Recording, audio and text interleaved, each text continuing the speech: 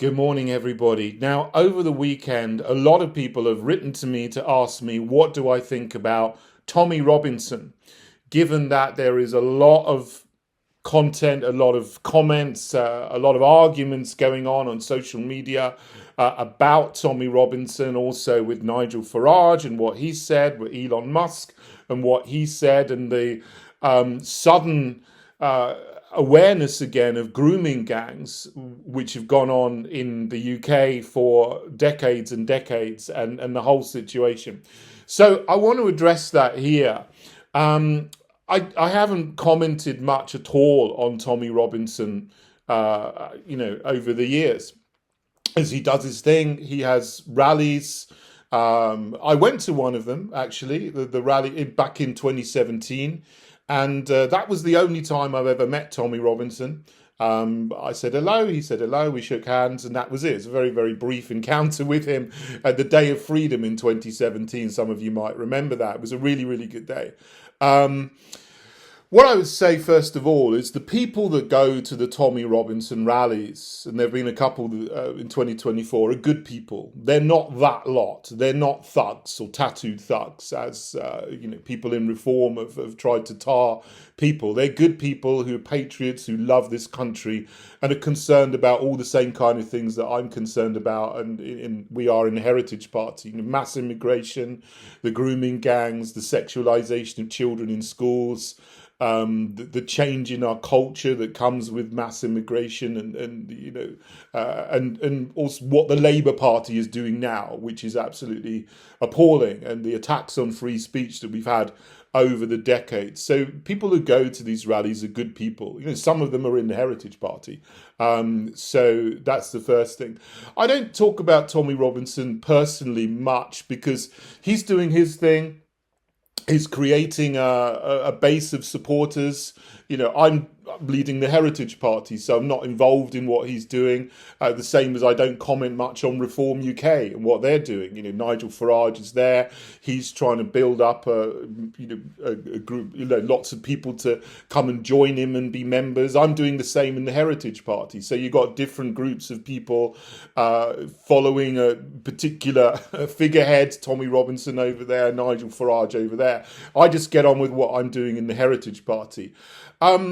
But I have to say, I saw what Ben Habib said on GB News yesterday, and he gave the best explanation that I've heard of Tommy Robinson's situation. And this is paradoxical because he is in prison for contempt of court, but that sentence is political because it was the Attorney General, a Labour Attorney General, who is now Lord Hermer. Never heard of him. I looked him up, but he's the Attorney General at the moment. That Labour Attorney General actually pushed for the charge of contempt of court against Tommy Robinson. So that is a political charge, and he's a political prisoner. And there's no way he should be in prison for 18 months in solitary confinement for essentially showing a video which actually criticises the state and shows the corruption in the judicial process and what councils around the country have been doing. I watched his video Silenced. It was an eye-opening video about the corruption that is going on around the country. And then he's got the most draconian sentence for contempt of court that I've ever heard of. Other people, when contempt of court cases come up, they sometimes get a slap on the wrist or a fine of a few £100, maybe 2 weeks or 4 weeks in jail for a serious breach of a court order with contempt of court. But this is off the scale. So this is clearly a political sentence. So Elon Musk is right to call this out and say this is way over the top for what he's done in this particular case. But, it is right. He's there for that charge, but it's paradoxical because it's a political charge. So with Tommy Robinson himself, as I said, I don't comment on him much. I agree, we would agree on an awful lot of things. 80-90% of things he says I would agree on. But there are a couple of big things that I disagree on. One is with immigration. He said, we don't want any more Muslims coming to the country. No Muslim immigration, but let's have lots of Hindus and Sikhs coming to the UK from India. Now, I disagree with that. I think we need to put a blanket moratorium on immigration from everywhere. You know, whether it's India or Pakistan, it doesn't matter. There are too many people in the country. The UK is full. England particularly is full. There's not enough houses for the people who are here already, let alone immigration to the country of 1.4 million in absolute figures, 700,000 net immigration per year, which is what we've got.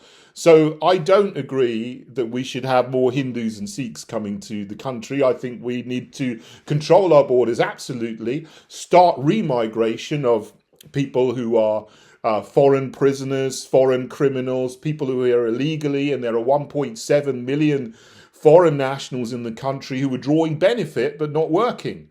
You know, that's absolutely ridiculous. We shouldn't be paying foreign nationals in the country any benefits or giving them any housing. They should be remigrated.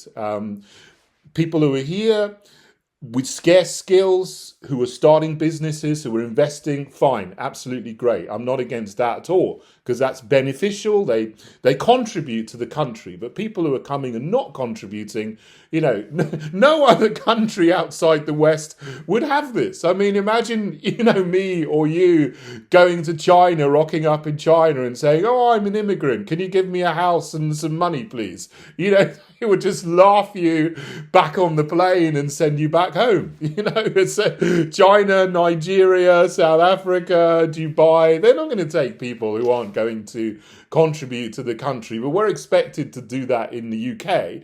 And then people who say that we shouldn't do that are smeared as racists, which is absolutely ridiculous. And this has been going on for a very long time. So I don't agree with Tommy Robinson on that, on more immigration from India. I don't agree. The other big thing I don't agree with Tommy Robinson on is his blanket support for the nation in the Middle East that calls itself Israel, that he will support Israel no matter what. You know, he said he's a Zionist.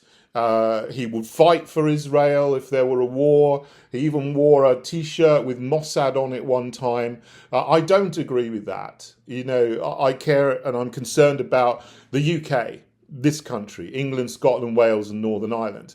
You know, the Middle East needs to sort its own problems out. But at the moment, what the state that calls itself Israel is doing is absolutely abhorrent, you know, in massacring tens of thousands of people in Gaza. And I seem to be the only party political leader on the right that is actually opposed to the ethnic cleansing that's going on at the moment in Gaza by this state that calls itself Israel. And they're bombing Lebanon, they're bombing Syria, they're bombing Yemen, they're starting to agitate against Egypt, and they're causing chaos all over the place.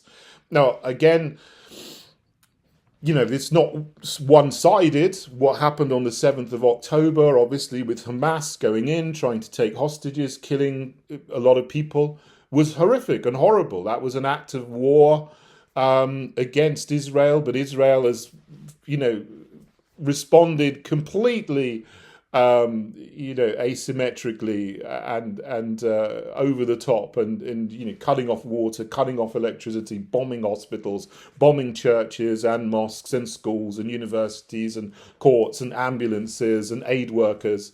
And this is another thing, that the 3 British aid workers that were killed last year, along with, you know, 4 other aid workers, bringing food to Palestinians. And Tommy Robinson said, well, you know, play stupid games, get stupid prizes. You know, he had no sympathy or empathy for British soldiers who were there helping the Palestinians. I thought what he said about them was absolutely, you know, terrible. So I don't agree with Tommy Robinson on most of the things he says about the Middle East. And indeed, he has been funded by the Middle East Forum. He's been funded. He's a Shillman Fellow of the David Horowitz Centre.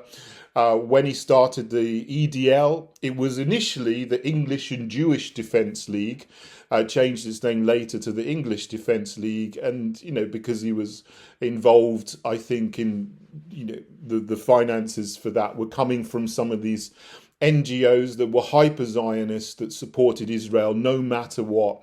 And I'm for free speech in the UK, and I'm for the UK disentangling from foreign wars and not getting involved in one side or the other and funding Ukraine or funding Israel in the Middle East. And the wider situation at the moment is that the cabal wants to get to war with Iran.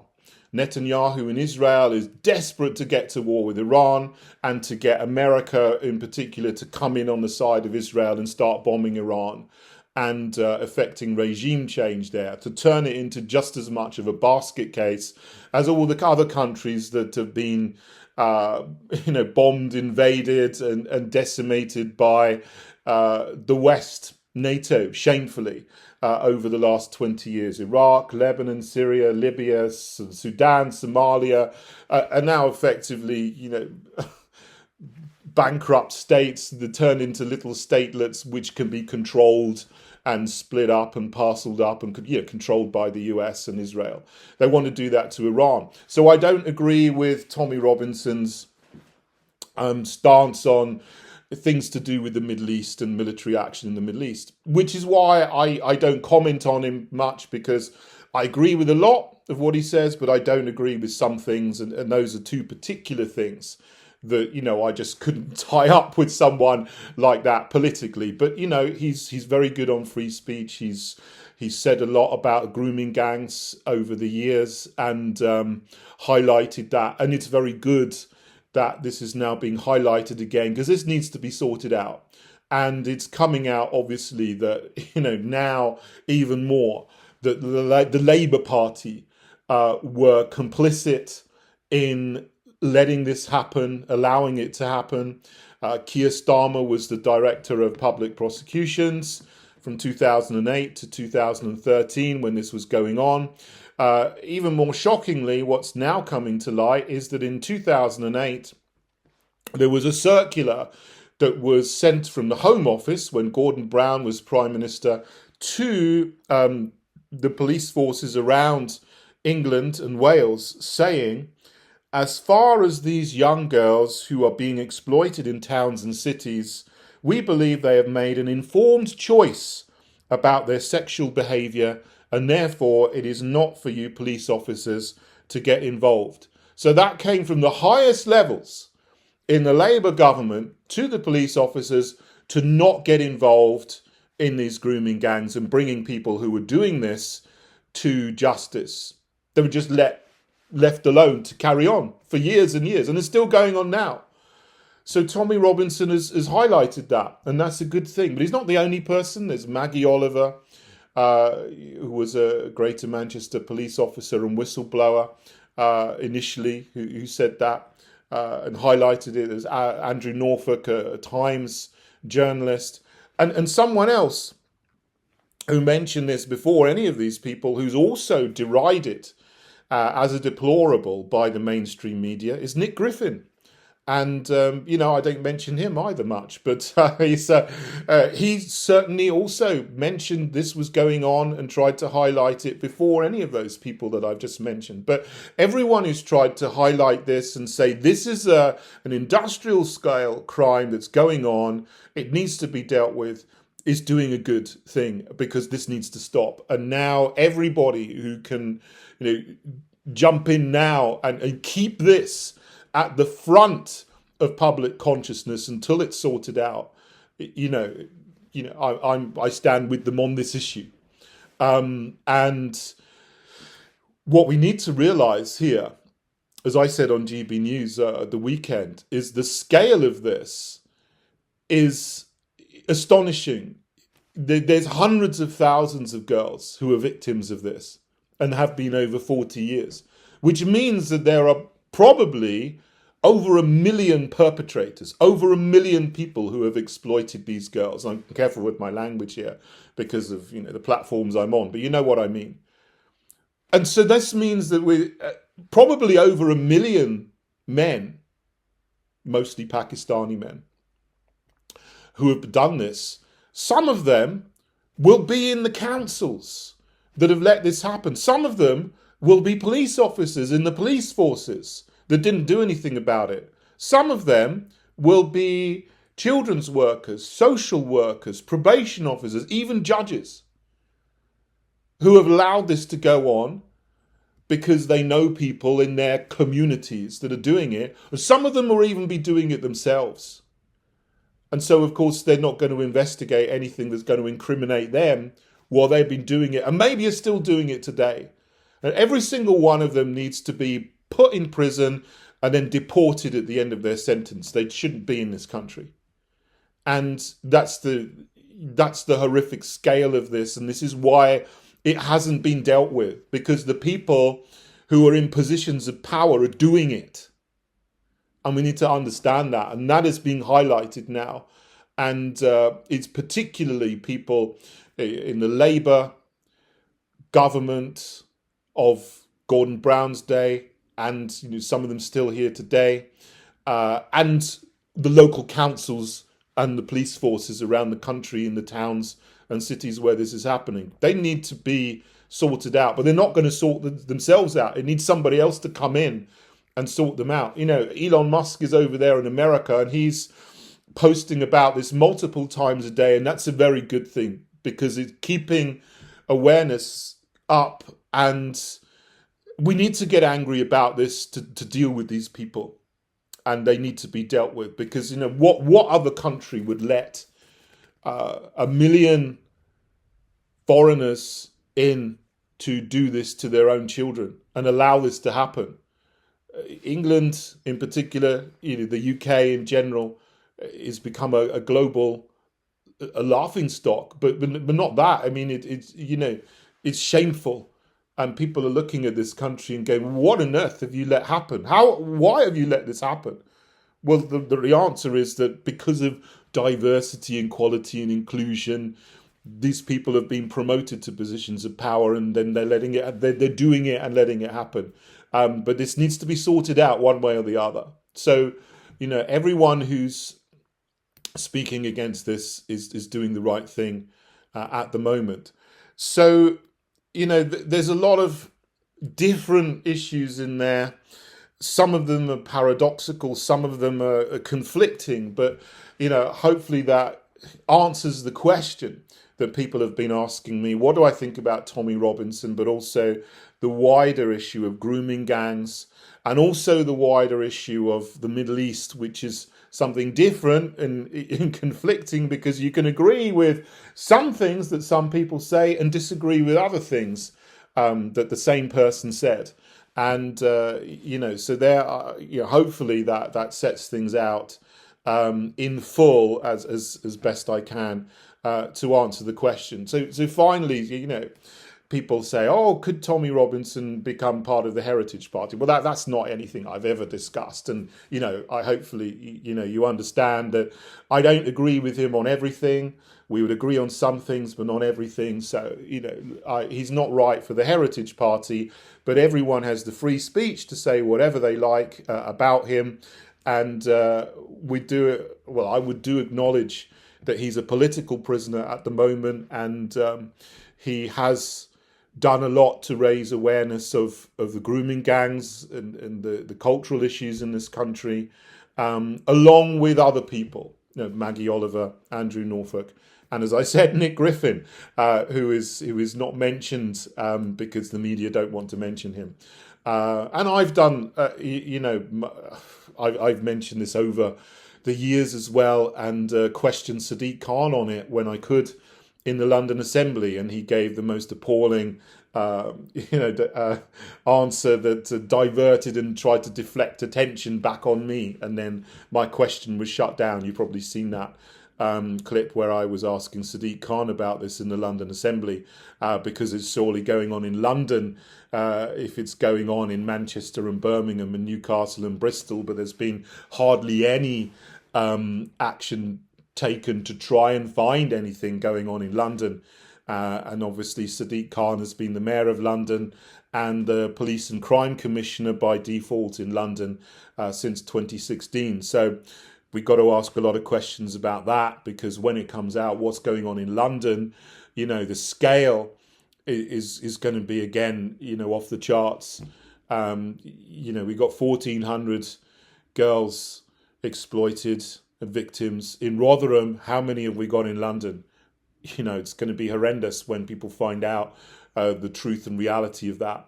And all of these apparatchiks in the Labour Party and even the fake Conservative Party, who were in power for a long time, who've turned a blind eye, they all need to go to jail. That's it. They need to be put away. And if they're foreign, they need to be deported at the end of their sentences and never allowed to walk the streets of this country again.